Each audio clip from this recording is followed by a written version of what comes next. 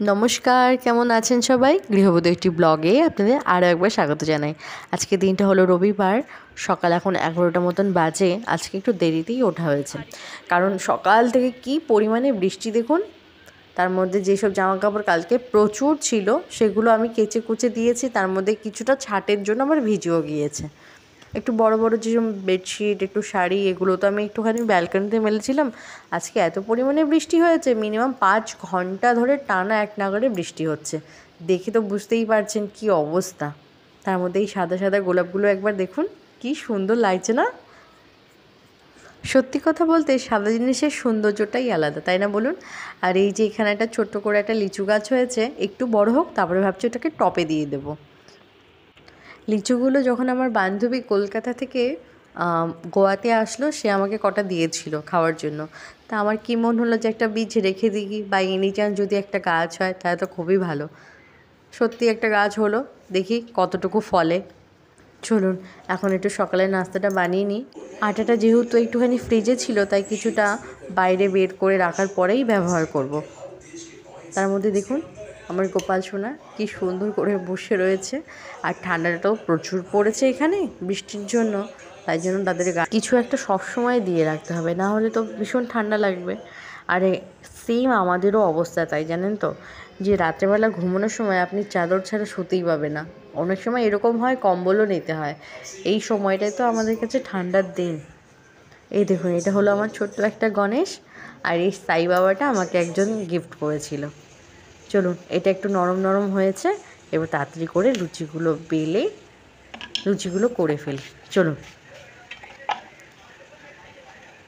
লুচিগুলো আমার এখানে বেলা হয়ে গেছে, এখন টুকটুক করে ভেজে নেব। সকাল সকাল একদম লুচি আর ঘুগনি। কটা দিন ধরে ভাবছি একটু বেরোবো, যতবারই ভাবি যাবো যাবো করে আর যাওয়াই হয় না।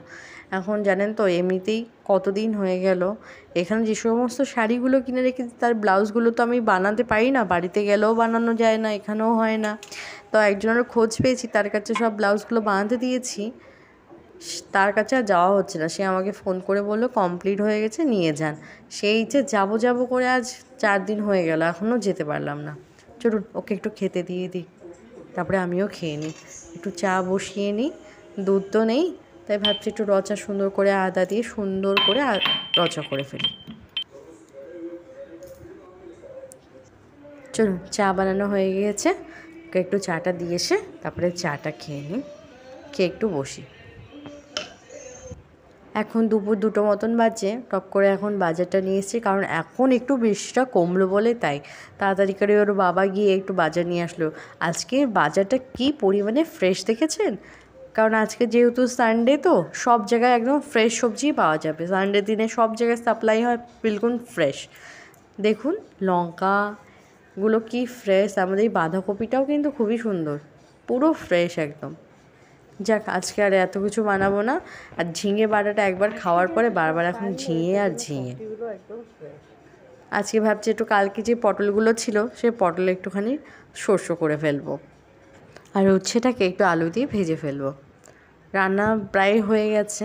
এই যে পটল শস্য, ডাল, আলু উচ্ছে ভাজা আর টমেটোর ঝাল চাটনি। আজকে রান্না এইটুকুই। এই যে ঝাল চাটনিটা। চলুন এবার খেতে দিয়ে দেবো। আজকের ভিডিওটা এইটুকুই। ভালো লাগলে অবশ্যই করে লাইক অ্যান্ড সাবস্ক্রাইব করে দেবেন, জানাবেন কেমন হয়েছে ভিডিওটা। ভালো লাগলে অবশ্যই করে জানাবেন। ভালো থাকবেন, সুস্থ থাকবেন, আর দেখা হচ্ছে পরের একটা নতুন ব্লগে। ধন্যবাদ সবাইকে, ভালো থাকবেন সবাই।